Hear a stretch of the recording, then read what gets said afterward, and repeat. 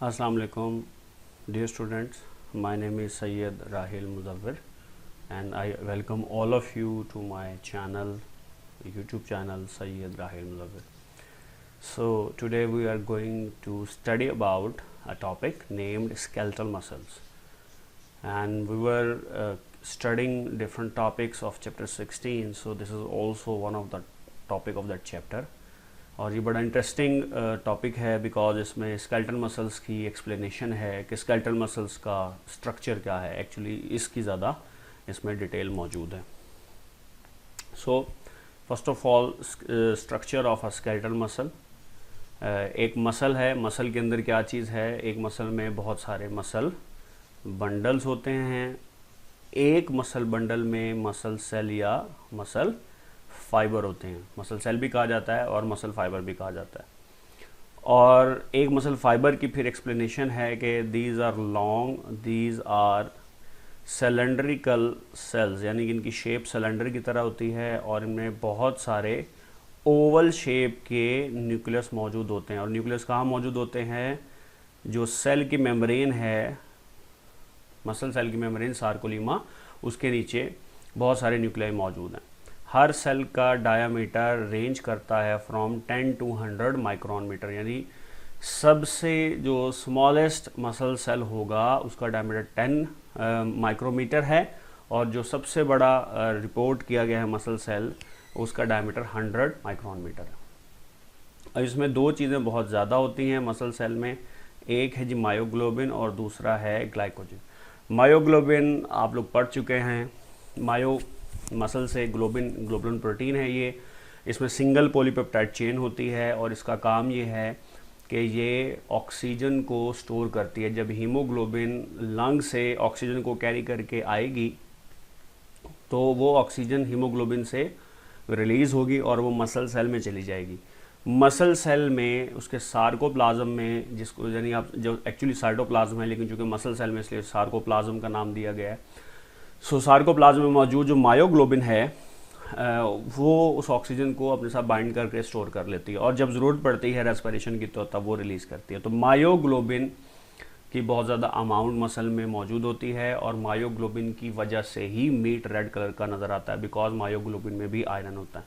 और ग्लाइकोजन है, हम पढ़ चुके हैं कि ग्लाइकोजन दो जगह पे बॉडी के अंदर स्टोर होता है. एक लीवर में बहुत ज़्यादा स्टोर होता है और एक मसल सेल में ज़्यादा स्टोर होता है.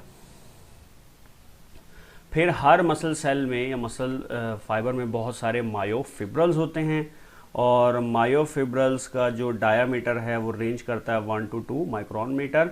और इसमें स्मॉल कॉन्ट्रैक्टाइल यूनिट्स होते हैं जिनको कहते हैं सार्कोमेयर. मायोफिब्रल में फिर आगे डिवीजन्स हैं. एक डिवीजन कहलाती है जी ए बैंड या जिसको डार्क बैंड कहा जाता है. And it is anisotropic. It means के ये लाइट को पोलराइज कर सकता है. और इसके मिड सेक्शन में एक लाइटर स्ट्रिप नज़र आती है जिसको एज जोन बोलते हैं. अभी हम इसके डायग्राम भी देखेंगे. एज जोन के सेंटर में मिड लाइन होती है. एज हील एक वर्ड है, इंग्लिश का वर्ड नहीं है ऑब्वियसली. सो उसका मतलब होता है लाइट.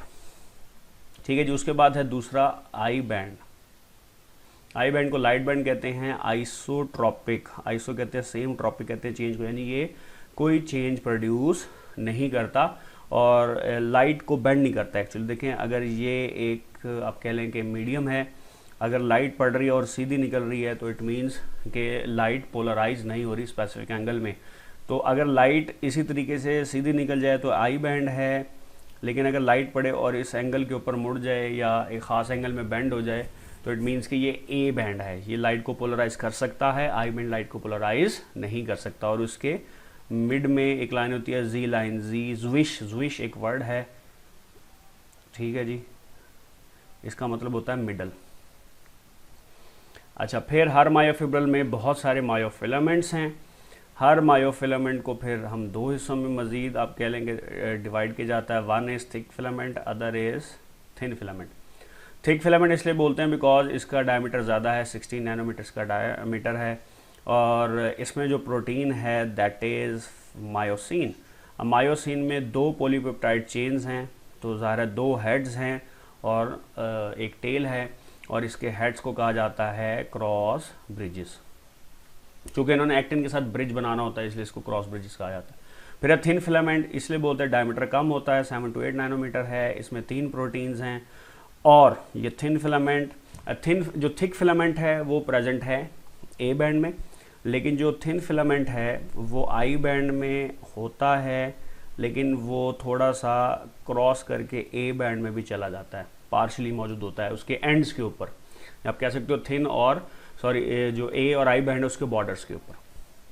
अब 3 प्रोटीन्स कौन कौन सी हैं जी? एक्टिन है जिसकी 2 चेन्स हैं, और ये वो साइट है जहाँ पे क्रॉस ब्रिजेस ने बाइंड करना। और ये ऐसे ही जैसे आप तस्बीह को लें और उसको तस्बीह के जो 2 पार्ट्स होते हैं और उनको एक दूसरे के अराउंड इंटरट्विन कर दें तो इस तरह की शेप बनती है। ठीक है जी। अब आप ये कह सकते हैं एक्टिन अगर हम देखें तो ये इस तरीके से ये ग्लोबुलर प्रोटीन्स हैं, ठीक है, ये एक्टिन के सिंगल मोनोमर्स हैं। इन मोनोमर्स को बोलते हैं ग्लोबुलर, जी से शो करते हैं, ठीक है। अब ये टोटल 6 मोनोमर्स हैं, इन्होंने मिलाकर एक बना दिया है एक पूरा फिलामेंट। अब इस फिलामेंट को बोलते हैं एफ एक्टिन, ठीक है जी। इस फिलामेंट को क्या बोलते हैं? इसको एफ एक्टिन कहा जाता है। सो बहरहाल उसके बाद दूसरी प्रोटीन है ट्रोपोनिन। इसके 3 चेन होती हैं, एक चेन बाइंड करती है कैल्शियम के साथ, एक बाइंड करती है एक्टिन के साथ, और एक बाइंड करती है ट्रोपोमाइसिन के साथ। ट्रोपोमाइसिन वो प्रोटीन है जो कि एक्टिन के ऊपर उस साइड को कवर करती है जहाँ पर मायोसिन के हेड्स ने बाइंड करना होता है। सो ये स्ट्रक्चर है स्केलेटल मसल का। फिर अब देखें ये डायग्राम है। डायग्राम में आप देख सकते हैं कि ये यहाँ पे मौजूद है टेंडन एक इनइलास्टिक टिश्यू है, कार्टिलेज का बना हुआ। इसमें कार्टिलेजेस, इसमें कोलेजन प्रोटीन्स होती हैं, और ये बोन और मसल को आपस में अटैच करता है, और ये इनइलास्टिक होता है। फिर उसके बाद ऊपर एक लेयर है एपीमीसियम। एपी कहते हैं अबव को, EPI, और मीसियम कहते हैं मसल को। तो ये मसल के ऊपर जो एक कनेक्टिव टिश्यू की लेयर है तो इसको कहा जाता है एपीमीसियम, ठीक है जी। सो मसल के अंदर ज़ाहिर है मसल पूरा है, उसके अंदर फिर आगे मसल बंडल्स हैं। मसल बंडल्स में आप ये देख सकते हैं उसको फेसिकल भी कहा जाता है, और इसके ऊपर जो मेम्ब्रेन है कनेक्टिव टिश्यू उसके बोलते हैं पेरीमीसियम। पेरी कहते हैं अराउंड को, मीसियम कहते हैं मसल। फिर हर फेसिकल के अंदर ज़ाहिर है ये फेसिकल है, और ये फिर आगे मसल फाइबर्स हैं। फिर हर मसल फाइबर में आप देख सकते हो बहुत सारे मायोफिब्रल्स हैं। फिर वो ये छोटे छोटे आपको डॉट्स नज़र आ रही है, एक्चुअली मायोफिलामेंट्स। अब ये जो मेम्ब्रेन है इसको बोलते हैं सार्कोलीमा मसल सेल की, ठीक है। और फिर ये अटैच हैं मोटर न्यूरॉन्स के साथ, ये बनाते हैं न्यूरो मस्कुलर जंक्शन, और ये ब्लड कैपिलरीज इसके अंदर मौजूद हैं। अच्छा, अब हर मसल सेल के ऊपर जो कनेक्टिव टिश्यू की लेयर है उसे बोलते हैं endomysium. Endo mean inside, mysium in muscle. So आपने सार्कोलीमा और एंडोमीसियम को कंफ्यूज नहीं करना। Sarcolemma is a membrane, is a cell membrane. जैसे हर सेल की एक मेम्ब्रेन होती है, इसी तरह मसल सेल की एक मेम्ब्रेन होती है। और जो एपीमीसियम है it is a layer of connective tissue, ये इसकी प्रोटेक्शन के लिए मौजूद है, ठीक है जी।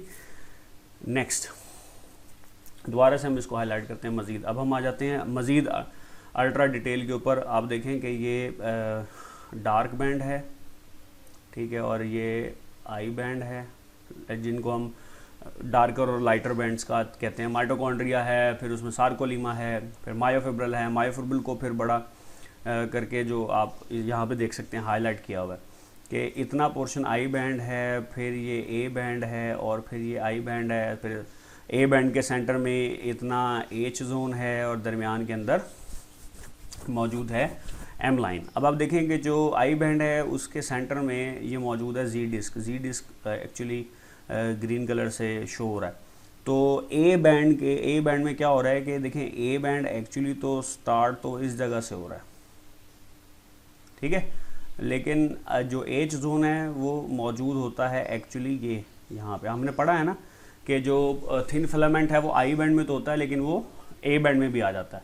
तो जहाँ पर इस साइड से थिन फिलामेंट ख़त्म हो रहा है ए बैंड के अंदर, और इस साइड से जहाँ पे ए बैंड में थिन फिलामेंट ख़त्म हो रहा है उसके दरमियान का जो एरिया है वो कहलाता है एज जोन। और दो कंजेक्टिव जी लाइंस के दरमियान की जो स्पेस है वो कहलाती है sarcomere, that is the smallest contractile unit. जब सार्कोमेयर का साइज़ आप कह लें कि बड़ा हो जाएगा तो मसल में होगी कॉन्ट्रैक्शन, और जब इसका साइज़ स्मॉल हो जाएगा, सॉरी मसल में होगी रिलैक्सेशन, और जब इसका साइज़ स्मॉल हो जाएगा तो मसल में होगी कॉन्ट्रैक्शन। जब सार्कोमेयर किसी भी मसल के कॉन्ट्रैक्ट होंगे तो मसल कॉन्ट्रैक्ट कर जाएगा, उसमें कॉन्ट्रैक्शन होगी, जब वो रिलैक्स करेगा तो उसमें रिलैक्सेशन हो जाती है।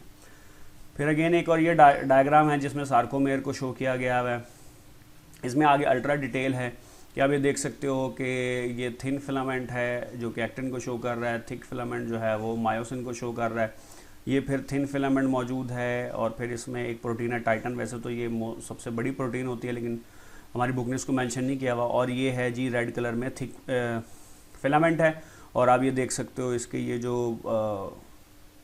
इस पे हुक लाइक स्ट्रक्चर्स हैं, दीज आर मायोसिन हेड्स, और दरमियान में मौजूद है उसके एम लाइन है और ये जी डिस्क है। ये अल्ट्रा स्ट्रक्चर मज़ीद एक्सप्लेन हुआ है।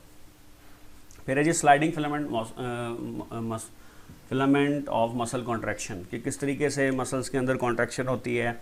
और दो साइंटिस्ट थे, हुक्सले नेम्स उनके, एफ हुक्सले और एच हुक्सले, उन्होंने एक्सप्लेन किया। ये एक्चुअली थ्योरी है, ये कोई ऐसा कॉन्सेप्ट है कि मसल कैसे कॉन्ट्रैक्ट कर सकता है। सो इसमें पहले नंबर पे आप देखेंगे लिखा हुआ है जी कि myosin heads split ATP and become reoriented and energized। अब जो मायोसिन का हेड है, it is also an enzyme that is known as ATPase। तो ये ATP को ब्रेक करेगा, उससे एनर्जी हासिल करेगा और एनर्जाइज हो जाएगा।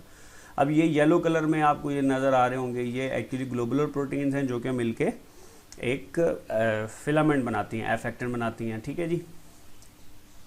और इसके इर्द गिर्द आपको प्रोटीन नज़र आएगी, ये तो एक्टिन है। फिर इसके इर्द गिर्द एक और प्रोटीन है जो कि ट्रोपोमायोसिन है, और फिर एक और पिंक में है जो कि ट्रोपोनिन है। तो जो मायोसिन का हेड है इसमें एनर्जी आ चुकी है, ठीक है, एडीपी है और इनऑर्गेनिक फॉस्फेट है, इसमें एनर्जी आ चुकी है। सेकंड स्टेप में क्या हो रहा है कि मायोसिन का हेड एक्टिन के साथ बाइंड कर रहा है, ठीक है। जब वो बाइंड कर जाएगा और उसके बाद फिर एडीपी इससे रिलीज हो जाएगा, क्योंकि मायोसिन का हेड एक्टिन से बाइंड कर सकता है या एडीपी से बाइंड कर सकता है। फिर जो मायोसिन का हेड है वो रोटेट करता है toward the centre of sarcomere, इसको बोलते हैं पावर स्ट्रोक, यानी वो आगे की तरफ उसको पुश करता है, ठीक है, अपनी जगह से डिस्प्लेस होता है। आप देखिए कि यहाँ पे इसके हेड की पोजीशन और है और यहाँ पे इसके हेड्स की पोजीशन और है। फिर उसके बाद फोर्थ स्टेप में दोबारा से मायोसिन का हेड एटीपी से बाइंड करता है। अब एट अ टाइम या तो वो एटीपी से बाइंड कर सकता है या एक्टिन से बाइंड कर सकता है, इसलिए जब एटीपी से बाइंड करेगा तो वो एक्टिन को रिलीज कर देगा। इसको बोलते हैं रिकवरी स्ट्रोक। तो जब मायोसिन का हेड बाइंड करता है तब मसल में कॉन्ट्रैक्शन होती है, जब मायोसिन का हेड एक्टिन को रिलीज करता है तो फिर रिलैक्सेशन होती है। अब क्रॉस ब्रिजेस कंट्रोल कैसे होते हैं, मायोसिन के हेड्स कंट्रोल कैसे होते हैं? एक्चुअली ट्रोपोनिन के साथ ना कैल्शियम आयन की बाइंडिंग होती है, ठीक है। इससे क्या होता है, ट्रोपोनिन पुल करता है ट्रोपोमायोसिन को, और एक्टिन का वो पार्ट जो कि ट्रोपोमायोसिन ने कवर किया होता है वो एक्सपोज हो जाता है मायोसिन के हेड या क्रॉस ब्रिजेस से बाइंड करने के लिए, ठीक है जी। मायोसिन का हेड फिर बाइंड करता है एक्टिन के मॉलिक्यूल से और वो एटीपी की हाइड्रोलिसिस करता है, एटीपी को हाइड्रोलाइज करता है, एनर्जी को प्रोड्यूस करता है, और फिर मायोसिन एक्टिन को पुश करती है toward the centre of sarcomere. इस तरीके से ये प्रोसेस चलता है। अच्छा, इसमें फिर एक चीज़ है कि हम एक टर्म यूज़ करते हैं रिगर मोर्टिस। जब किसी की डेथ हो जाती है तो उसके मसल्स हार्ड हो जाते हैं। हार्ड क्यों जाते हैं कि जो मायोसिन ने बाइंड किया होता है एक्टिन के साथ तो वो क्रॉस ब्रिजेस ब्रेक नहीं हो सकते। क्यों नहीं हो सकते? बिकॉज जब डेथ हो जाती है तो एटीपी बनना बंद हो जाएगी।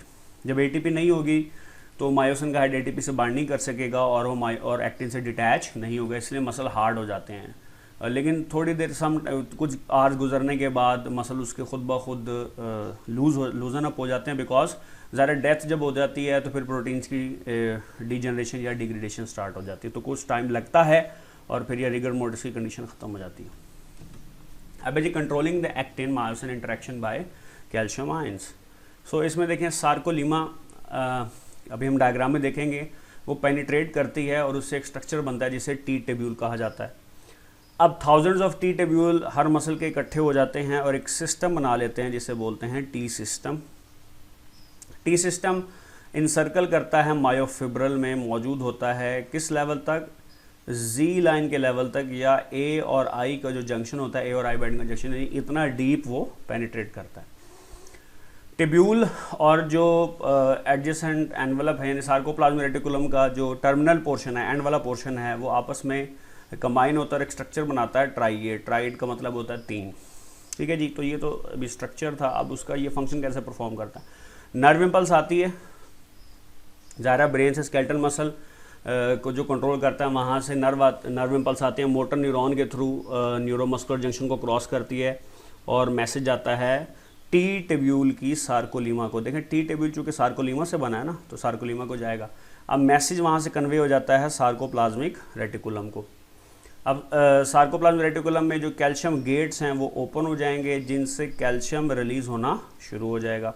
कैल्शियम रिलीज़ होकर सार्कोप्लाज्म में आएगा, सार्कोप्लाज्म में वो बाइंड करेगा ट्रोपोनिन के साथ, ठीक है जी। और ट्रोपोनिन फिर ट्रोपोमायोसिन को पुश बैक करेगी, इतने में मायोसिन का हेड एटीपी को ब्रेक करके एनर्जी यूज़ करेगा और एक्टिन को बाइंड करके मसल को कॉन्ट्रैक्ट करवा देता है, ठीक है जी। फिर अभी देखें ये डायग्राम आप देख सकते हो कि ये मोटर न्यूरॉन का एक्सॉन है, ये न्यूरोमस्कुलर जंक्शन है, तो न्यूरोट्रांसमीटर रिलीज़ होंगे और वो सार्कोलीमा पर बाइंड कर जाएंगे। और ये देख सकते हैं कि ये टी टेब्यूल है, ठीक है, और सार्कोप्लाज्मिक रेटिकुलम यहाँ पे मौजूद है। अब जो चीज़ें आपने याद रखनी है वो क्या है जी, कि जब स्लाइडिंग फिलामेंट मॉडल होगा, जब मसल कॉन्ट्रैक्शन होगी तो जी लाइन्स एक दूसरे के करीब आएंगी, जिसकी वजह से सार्कोमेर शॉर्ट हो जाएगा, एच जोन डिसअपेयर हो जाएगा, आई बैंड शॉर्ट हो जाएगा, लेकिन ए बैंड में कोई चेंज नहीं आता। एक और चीज़ याद रखनी है कि जो एक्टिन और थिन फिलामेंट की जो लेंथ्स हैं उनमें कोई फ़र्क नहीं आता। उसकी रीज़न क्या है कि देखें ये एक्टिन पड़ा हुआ है, ठीक है। जब ये कॉन्ट्रैक्शन होनी है तो ये सिंपली ये पहले यहाँ पे ये मूव करके इधर आ जाएगा, तो लेंथ उनकी सेम रहती है, सिर्फ वो स्लाइड पास करते हैं एक दूसरे को। तो उनकी लेंथ में कोई, एक्टिन की लेंथ में या थिन या थिक फिलामेंट की लेंथ में कोई चेंज नहीं आता। बैंड्स सिर्फ आई बैंड के अंदर चेंज आता है।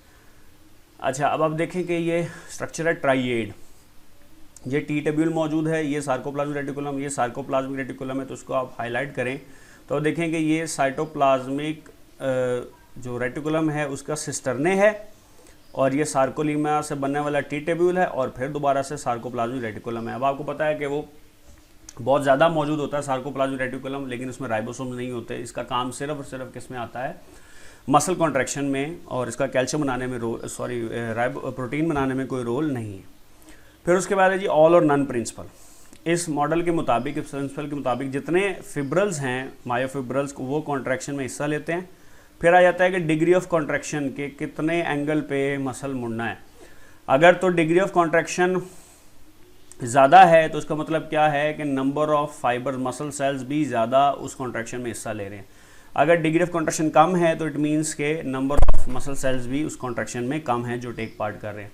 लेकिन जितने भी मसल सेल टेक पार्ट लेंगे, चाहे 10 करें, चाहे 15 करें या 20 करें, उस हर मसल सेल के सारे मायोफिब्रल्स उस कॉन्ट्रैक्शन का पार्ट बनते हैं। तो this is known as all or none principle, यानी अगर कॉन्ट्रैक्शन होगी तो सारे मायोफिब्रल हिस्सा लेंगे, या अगर कॉन्ट्रैक्शन नहीं होगी तो कोई भी मायोफिब्रल हिस्सा नहीं लेगा। पास्ट पेपर के क्वेश्चन में देखें तो पहला क्वेश्चन है muscle is connected to bone by tendon, is the right option. Second है thick filament and myofibril is made up of, तो राइट ऑप्शन है इसके अंदर मायोसिन ज़ाहिर है। और उसके बाद है skeletal muscle fibres have diameter of, तो अभी हमने पढ़ा है जी वो है जी 10 to 100 माइक्रोन मीटर। फिर शॉर्ट क्वेश्चन है what are cross bridges muscle cells, myosin के हेड्स को कहते हैं। रिगर मोर्टिस क्या है, मैं एक्सप्लेन कर चुका हूँ। फिर ऑल और नॉन रिस्पॉन्स क्या है, ये भी अभी एक्सप्लेन किया।